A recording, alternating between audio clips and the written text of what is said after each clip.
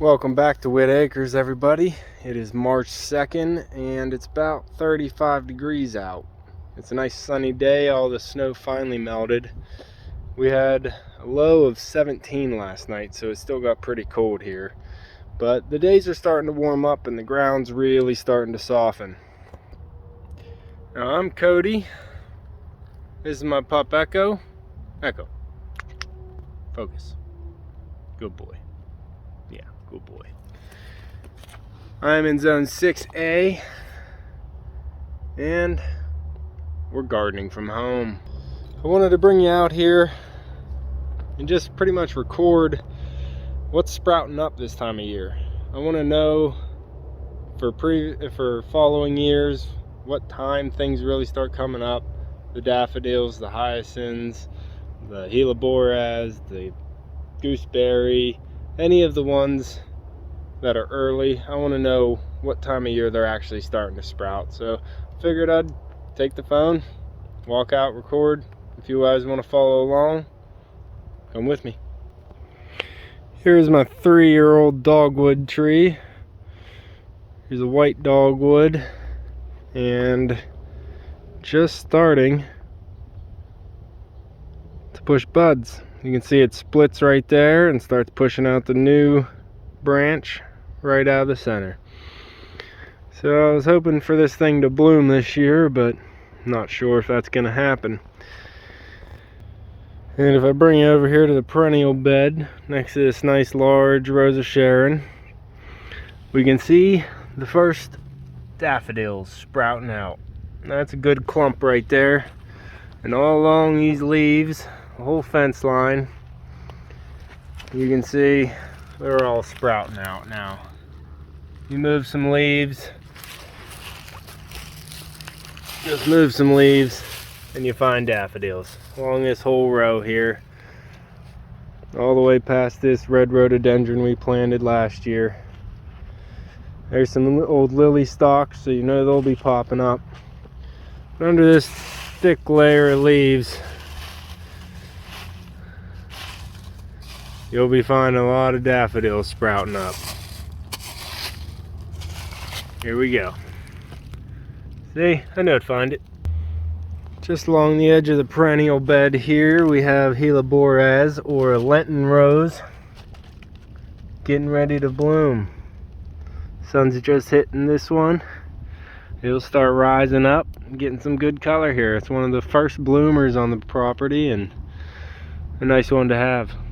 Now I have this patch of hollyhocks here that is still green from last year, and I planted them from seed, but they never came up and bloomed, so I don't know what happened. They just stayed small the whole entire year. They seem to have survived the winter a little bit here, and maybe they'll start regrowing. Stick around and you might see them. I've also found some what looks like hosta popping up over here right next to the bird feeder filled with suet. Nice suet cake there for the birds. On the other side we have foxglove and then a row of crocus. Crocus is one of the first bulbing varieties to be coming up, and it's holding to its name. It is the first, popping up out of pretty much the whole crocus, gladiola, and crocosmia bed here. Some more over here. Nice and healthy crocus that I planted in the fall. There's some iris over here. Not really sprouting yet, they're just still green from last year. And then I planted some allium in the back, which I don't see. Yep, there's one coming up. Hopefully that's the allium I'm thinking of. Further down the fence line here, you can see some more daffodils popping up. This used to be a full row of daffodils along this fence line, but over the years we've lost some. I've replaced last year, I put in a whole row of lilies. Hopefully those lilies will start coming up. That might be one right there actually. And that's probably exactly what that is. And that's right next to my hydrangea, a red bud tree that's not showing any growth yet, and another hydrangea. This one's pink. Over here in the front bed, you see that trunk right there. This tree is one I planted from seed 2 years ago, and this will be its third season it's starting in. Now, for a nice size comparison, I'll put a sand wedge up there. That is a large trunk for 2 years of growth. Yes, just 2 years of growth, and this tree is well over 15 feet tall. Just a beautiful tree, large leaves. Leaves can be at least 2 feet across, which makes it a very nice tropical addition to the front bed here. Now the front bed, where we cut down some old pine trees, we got Rosa Sharon and Arborvitae along the back. Last spring I dug up a bunch of perennials from my friend's house that he didn't want anymore. And if we look closely, we can start seeing daffodils popping up all over. So you got to watch where you're walking this time of year, because the daffodils are coming up. Right here I noticed some lily coming up. It almost looks like it was eaten off, or maybe even frost burnt, but we're definitely ready for the season of lilies. Oh, almost stepped on one. Up here you can see this is pushing up a mound. You see that top there, and you dig down a little bit, you'll find another one. I believe these are lilies, but I could be wrong. It could be a daffodil.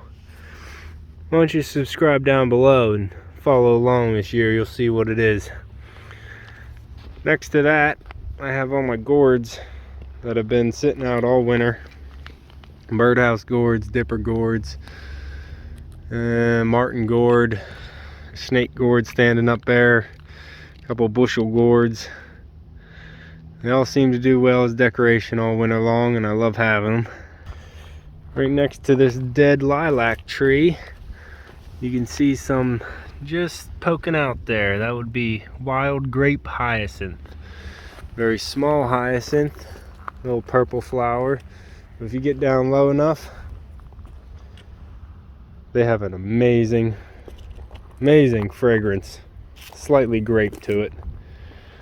Over here, I thought I saw some gladiola poking out, which is rather early for them, but hey, they're welcome.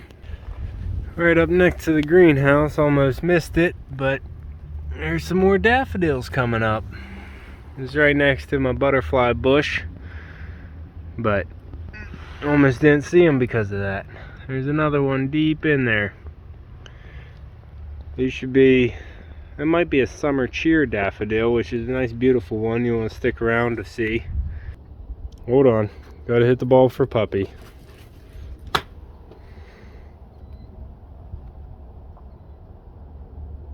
Now this is one that surprised me. This is a hosta, but that's not what I'm talking about. Over here is Snapdragon, which I didn't realize was a perennial for my area, zone 6A. But these survived the winter with no cover.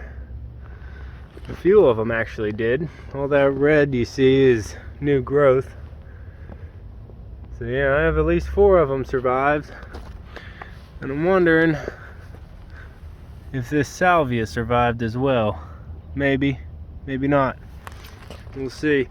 Along this back row you can see the irises are getting ready to sprout up as well. This is what I call my ramp bed for that reason. Puppy's on a ramp. Here in my rose bed, I got pink, orange, yellow, and red roses. This is a fragrant At Last rose, which does have a nice little fragrance to it. But those aren't showing any life yet. What's showing life is the bed underneath, which I put in a bunch of hyacinths that I got from just a road stand last year after Easter. After they were ready to die, I got about 3 for $1. And I plugged them in all through this rose bed so it can be right up close to the house. And I can get some early color, early fragrance, some early life. Got 3 different colors, I believe, in there. Look down here next to some more gourds. Daffodils. Daffodils. What's under this? Daffodils. Huh. Love me some daffodils. Here's the poppy bed, which doesn't have any poppies in it yet, I don't think. But in the back there, you can see more hyacinths coming up. Right there, some crocus, or not crocus, crocus. I have a few crocus plugged in here, and they seem to be coming up as well. Now this will have a few plants in it for the spring, like I just showed you, but the main attraction is the poppies, so let's see if any of those are coming up. Yes, they are. If you look down in there, you can see little sprouts like that. It's hard to tell, but trust me, they're poppies. There's poppies in there. They reseed very readily. So that a nice little spot there is going to be filled with poppies. And then here is the dinner plate Dahlia, Myrtle's Folly. I didn't dig it up from last year. Mulched it, and hopefully it'll come up. Usually in my climate, we dig these up and dry them, get them nice and dry. Let me dig that weed out. Get them dry put them in your garage, and then bring them out in the spring and replant them. I went with a heavy mulch this year to try and mitigate digging all my dahlias up because I have a lot. But that's one experiment I'm doing this year, and hopefully they all survived. Here in the bank, red bank, because I put red mulch on it and it's an embankment. Yeah, I'm real good with these names. But one of my favorite flowers here is the Lupine, whatever. But this is a very early spring grower and puts up massive colas, just very prolific. Probably for about 6 weeks it'll just keep putting up massive beautiful colas, race me style, and grow all the way up to the top. Perfect for cut flowers, put them in the vase. They're just a really beautiful flower. Now I believe this lupine only lasts a few years, so I started it from seed 2 years ago. It all grew just green foliage the first year, these pretty little leaves with a star pattern. And then the second year is the first thing in here blooming, and it bloomed for, like I said, a long 6 weeks, and then it died back. But I really like it, and I put one in the perennial bed just for some more color. All along the top edge of these rocks along the red bank are tulips, daffodils, and I believe hyacinths, but mostly tulips. I think we're trying to get the top row to be tulips, so we'll see how that turns out this year. We put a lot in the fall, but we didn't quite get them all in. If I go under this nice burning bush, I can go deep under here. Look at that, the ground's still frozen, but look at all these daffodils. They don't care about a little bit of ice. They're coming up in almost a forest. I might need to dig these out because they are close to this mature burning bush. Along the edge by my struggling ash tree, this is a mountain ash. It's supposed to get red berries on it, but I've never seen in my entire life. Here we have, I believe that's wild hyacinth I put in here. Wild hyacinth, and you guessed it, daffodils. Now one of the first bloomers in the shrub category in the landscape will be Forsythia. So this is a Forsythia, nice bright yellow in the spring, and you can see it is just full of buds. Oh, I'm standing in the sun, bad camera. full of buds. It's going to be a nice pretty wavy yellow. I pruned it last year, so it's got a nice delicate wave in the wind. Now out to my food forest, where this is a Norway Spruce, and it definitely needs to come out of my food forest. Don't have enough room for it. But you might be able to see some weeds coming through, which they are. This was a nice healthy 3 or 4 inches of mulch last year, but I'm going to be piling up another 3-4 inches this year real soon. As soon as it becomes warm enough to work out here, honestly. I don't like the cold. But what I do like is nectarines, and this nectarine tree is all ready to shoot off its buds. Gave this a nice prune in the fall, so it should have good shape going forward. You might remember from a previous video, this is a strawberry bed. Haven't done anything with it yet. Still sitting just like it did at the end of the video. I did fill it with compost on top, but I think I'll be adding some more once the season actually gets underway and I want to put the strawberries in. Over here is a currant. I believe this is red currant, and it is getting ready. It is full of buds, so you know that sap's pushing in there.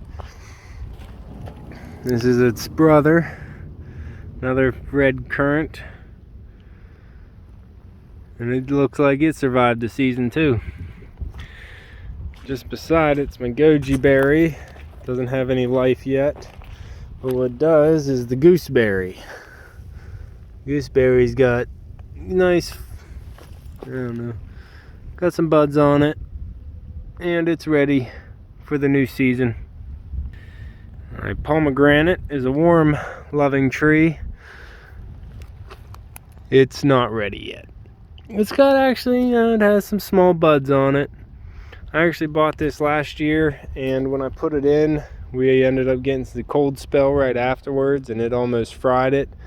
So I had to dig it up, put it in a pot back in the greenhouse for another month or so before I let it toughen up in there, and it got more sprouts and leaves, and then I replanted it outside once the weather got warmer, which turned out to be the right thing to do because it did good last year. I just wanted to bring you up here real quick to show you the Palamonian tomatosa up here, which is a solid 12 feet, at least 12 feet tall, and this was grown from seed last year. Flake of pepper sized seed turned into this in one growing season. Nothing special about the ground because it's all heavy clay, but these things love to grow, and they grow fairly straight. This year I'll be expecting it to branch out just like the other one did and start putting out some big leaves. Stick around for that. Here along my rock bed at the base of this maple, you'll see a nice bunch of daffodils. Look at those flower buds. They're huge. These ones are ready to go. I wonder if there's any under the rock. Nah, that rock's been there for a while. But yeah, so these daffodils are ready. Look at all that dirt. They just push up when they're ready. They don't care. They don't care. These will probably be the first ones to bloom. Love it. Alright, that's pretty much all that's sprouting right now and getting started this year. Here in Zone 6A, March is a big month. A lot of seeds starting, a lot of growth. The maple trees, they're pushing their buds, all the sap's moving in there. I'm going to have a million little whirly-bird helicopters, seed pods from the maple, raining down. Both those maples, they put out a prolific amount of seed pods and whirly-bird helicopters. So I just wanted to show, really make a record of what's budding right now and getting started this early. Probably in a week, a lot more is going to be coming up. Where you going? Probably don't want to be on camera. Wait. Yep. He just wanted his golf ball. But yeah, a lot more is going to be happening this month, so I'll be doing some updates. Speaking of updates, let's go look at the seed starts we already have going. It's a little hard to see in here with the grow lights, but what we have going on is the onions are still growing just fine. I got almost full germination. I might be missing 3 white onions, it looks like. All the reds came up, but I'm missing 3 cells of the whites. My brassicas are doing okay. It might have been a little early to start them, honestly. A lot of them started dying, turning over. See that one? Kind of turned over. That one sizzled up. So I'm not sure if it's just the conditions I have them in. Maybe they went up potted, or it might be staying too wet. But once I get the greenhouse operational and the temperature settled out there, then I'll be able to move everything out there and keep things a little bit more consistent. Here is the herb tray, which I did not. I have 1, 2, 3, 4, 5. I think I have 6 out of 12. Rosemary came up. Parsley all came up. The mint looks like half germination on the mint. 100% on the oregano. The thyme's 100%, and the chives are probably 50% on those. Now the potato cucumber is doing good. Jelly melon right behind it. All but one came up there. And the Mexican sour gherkin had 100% germination. Waiting on the extra parsley I sowed. Oop, got one parsley. Won't focus, but it's little. Some of the peppers are coming up. Bell peppers first.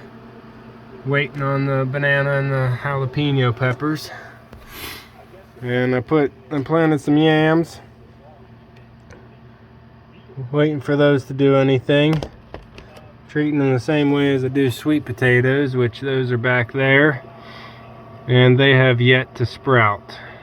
So we're gonna keep those going the way they are and let you know when those sprout. Here's the rack. I have everything that I just recently sowed on. Nothing's coming up yet, so I don't have them under the lights. We're just letting them go until they sprout. They can go 5 days to a week without really any lights or warmth yet. It's 65, 70 degrees inside the house, so they'll do just fine. Tokyo bunching onions right here. They seem to be doing okay. Probably should sow some more onions, but I'll be sowing a lot here this weekend, and I'll bring you along. So hit the subscribe button down below so you'll get notified whenever I put that video out. If you've been here this long, then you're one of the loyal listeners, and my computer broke, so I have a new one coming, so I'll get this video out to you as soon as I can. And I'll see you on the next one. Alright, till then.